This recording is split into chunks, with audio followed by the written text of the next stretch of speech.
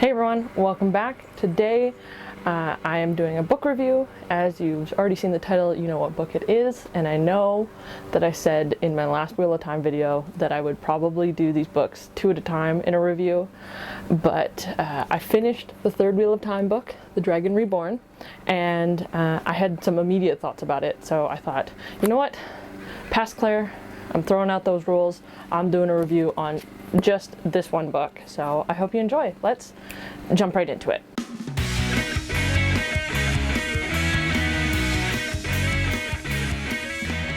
So, as you can probably tell by the smile on my face, the trials and tribulations of the second Wheel of Time book, The Great Hunt, did not apply to this book at all. So I enjoyed this book so much. This, I feel, is leaps and bounds ahead of The Great Hunt for me, and I think I even enjoyed this one more than The Eye of the World, the first Wheel of Time book. So yeah, I really enjoyed this book overall. I thought it was really well paced. I thought the plot was interesting, and I felt that the characters were more well defined and had more purpose, which made it better to read. So I'm going to break down those a little bit more, but that's kind of my overall thoughts about this book so far. So let's get into a little bit of the details.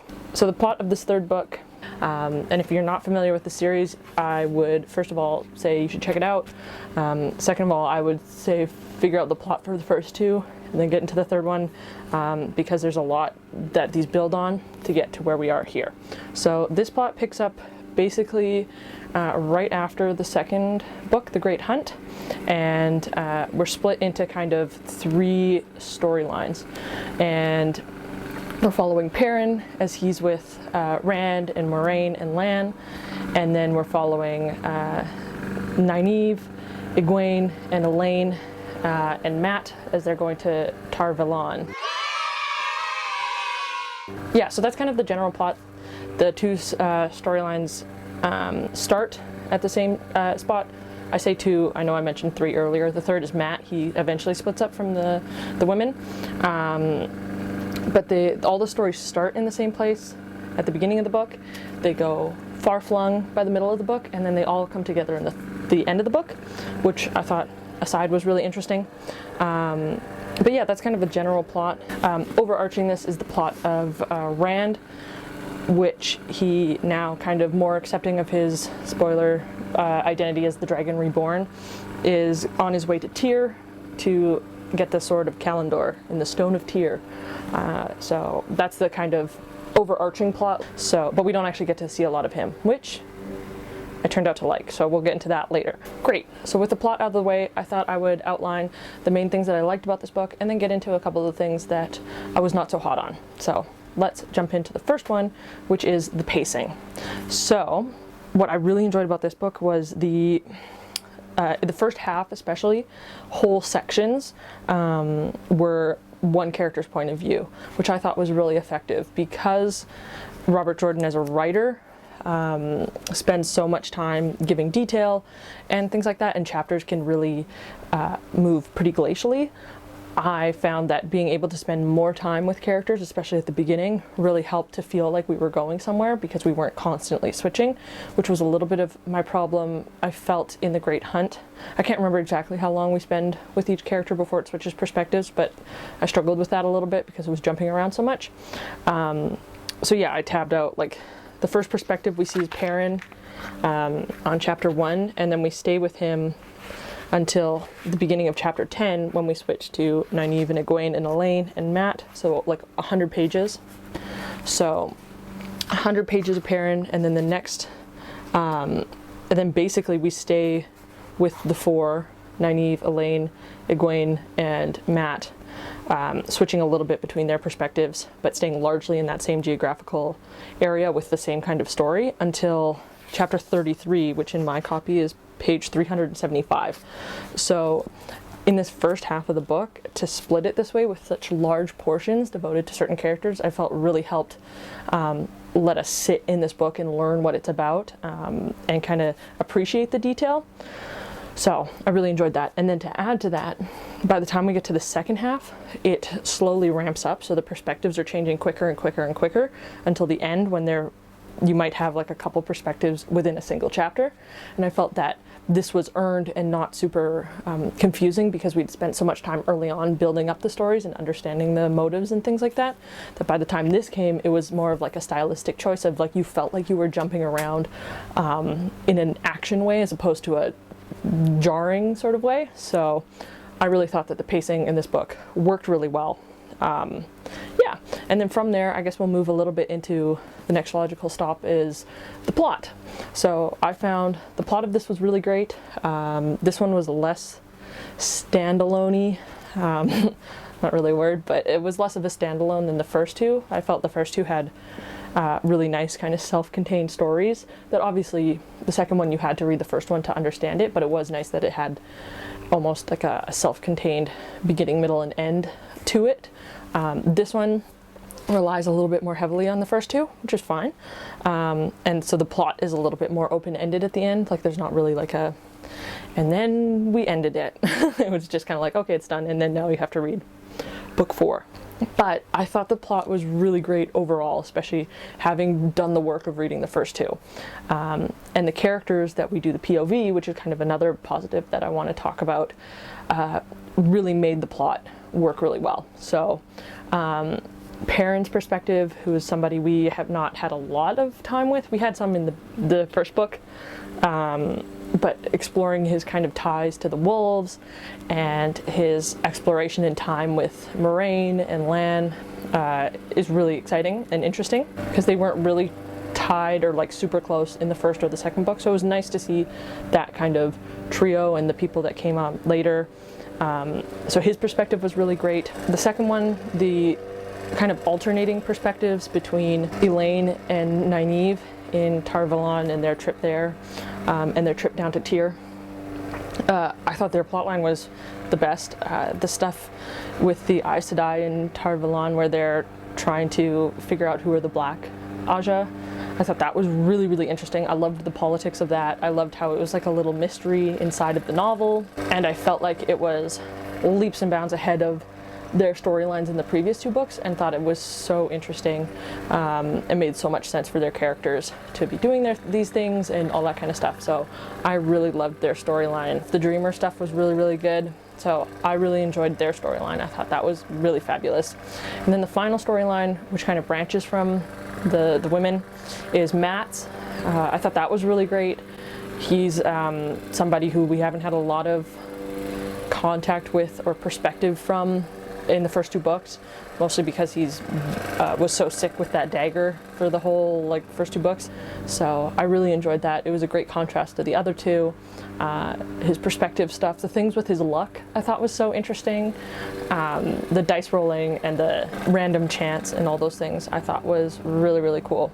So yeah, all three perspectives I think worked really well, and that largely owed to the fact that they were all not Rand, which is, I'll explain. I felt like the weakest perspectives in the first two books were often when we got directly Rand, his perspective, and I felt that was the weakest POVs of this book as well, because I think there's so much mystery surrounding him as the Dragon Reborn that to have his POV, we don't really have any of that mystery. We just see him going through the same set of emotions over and over again of like, oh, I'm the Dragon Reborn, or like when am I gonna, you know, lose all my mental faculties essentially. So I felt like a lot of that mystery was lost when we got his POV, as opposed to when we had somebody else looking in on him. So you have Egwene wondering about him, Perrin and Matt wondering about him. I felt like there was so much more mystery because they don't understand it. And then beyond that, they can't be inside his head, so they don't know what he's thinking. So I felt like there was a lot more mystery and suspense that way. And I feel like we also got a lot more, or I got anyways, a lot more sympathy from him, seeing him through their eyes. So yeah, I just felt like he was a lot more of a sympathetic character when it wasn't his perspective. So in that way, I thought it was really, really interesting to have probably about 90% of the book, 95% of the book not be his perspective and just be somebody else's. So yeah, that was POV, plot. I thought all of that stuff was really, really awesome. Great. So there's a couple of things in this book I didn't love. If you watched my last Wheel of Time book where I talked about the first two books, you'll probably be able to guess a little bit about where this is going. Last video I talked about how in The Great Hunt I didn't really love how the characters kind of returned to the same state that they were at the beginning of the book. Like, it didn't feel like there was a lot of development. And even though it's a 14-book series, I understand that you have a lot more time to develop those characters. I still wanted them to be in a different spot, and in this book I feel like that was solved. So was not an issue. I feel like the characters developed in really great ways. My issue was similar to the previous books, was the romance in this book, which is obviously a carryover from the previous two. I felt that it was still too much of a telling as opposed to a showing, especially in the characters' thoughts and in the way that they're described, as opposed to you know, showing us through little actions or small moments, or the way that characters talk to each other. I just felt like it was so much telling, like, you should know that these characters are in love with each other or into each other or things like that. And I just felt like I don't need it to be this overt. I want it to be a little bit more subtle and have a little bit more build. Yeah, it just came across as sudden, and that made it feel unnecessary, because you're like, well, why are you telling me this? Why not just show me and let me develop this kind of excitement for these characters? And I think a good example of that, both as an improvement in the romance over the first two books and as like this is still a problem, is the kind of stuff that happened between Perrin and Fail, the Falcon, which I thought the introduction of her character was really cool and super funny when she's telling him that, oh, my name is Mandar, and he laughs and says, oh, that's the horse's name. But so at the beginning I was like, oh, this is cool, like they're chilling on it. Robert Jordan's like chilling on this relationship, and he's going to build it up, hopefully, as opposed to the first two books. But still, just the way that Perrin acts and the way that he writes his thoughts, it just feels so overt that like they're going to end up together in some capacity, or he wants us to think that way. And I just wish that it was less directive, like, you have to feel this way about these characters, and more of like, let me show you how they're feeling and you can decide how you feel about that. At the end of a chapter, Perrin is like, oh, I have to go away and think about how I feel about Fail, and it's like, I don't I don't need you to tell me that this is how he's feeling. Like, that was such an overt expression, and I just wanted things to be a little bit more subtle and a little bit more I guess the right word is slow burn, I suppose.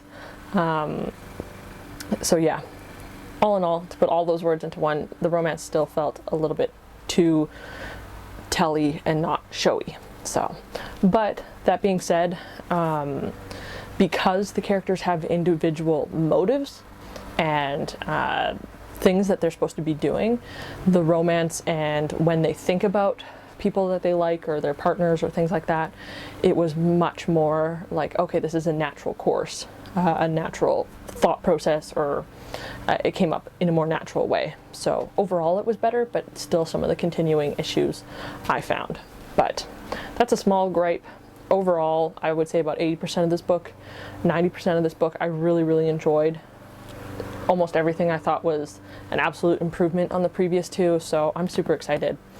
But yeah, and I wanted to just say, everyone who commented being like, you should stick with this book and you should stick with this series, it's super great. Thank you, because I absolutely took that to heart and was like, okay, I'm gonna keep pushing on, and it totally worked out for me because I really enjoyed this book. And at the library today I picked up the fourth one, The Shadow Rising. It's hard to see because it's got like a little plastic case over it, but I'm super excited to be reading this one now, and hoping that this one is just as good, if not better, than the third one. So great, super looking forward to this. And that's all I have for you. I hope you enjoyed this video. Let me know what you think of the third Wheel of Time book, or any of the Wheel of Time books. Talk to me about your favorite character, your favorite moments, all that kind of stuff. I'd love to hear that. And as always, if you're liking the content that I'm making, please leave a like, comment like I just said, and subscribe, because it really helps out. So I'll see you guys in the next video. Bye.